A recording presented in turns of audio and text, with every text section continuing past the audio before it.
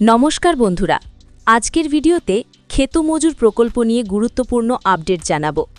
অনেকেই জানতে চাইছেন কারা এই প্রকল্পে ৪,০০০ টাকা পাবেন না। আজ পুরো বিষয়টা সহজ ভাষায় পরিষ্কার করে বলবো। ক্ষেতমজুর প্রকল্প হল রাজ্য সরকারের একটি আর্থিক সহায়তা প্রকল্প। যারা কৃষি শ্রমিক বা দিনমজুর হিসেবে কাজ করেন তাদের আর্থিক সাহায্য দেওয়ার উদ্দেশ্যে এই প্রকল্প চালু করা হয়েছে। এই প্রকল্পে ২ কিস্তিতে মোট ৪,০০০ টাকা দেওয়ার কথা বলা হয়েছে, কিন্তু সবাই এই টাকা পাবেন না। সরকারি নিয়ম অনুযায়ী নির্দিষ্ট বয়সসীমার মধ্যে থাকতে হবে। যদি আপনার বয়স ৪০ বছরের উপরে হয় তাহলে আপনি এই প্রকল্পের সুবিধা পাবেন না।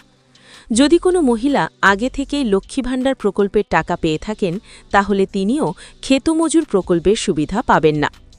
আবেদন করার আগে সব ডকুমেন্ট ভালোভাবে যাচাই করুন। ভুল তথ্য দিলে আবেদন বাতিল হতে পারে। আপনার বয়স কত? আপনি কি লক্ষ্মী ভাণ্ডার পাচ্ছেন? কমেন্টে লিখুন। ভিডিওটি শেয়ার করুন এবং চ্যানেল সাবস্ক্রাইব করুন এমন আপডেট সবার আগে পেতে।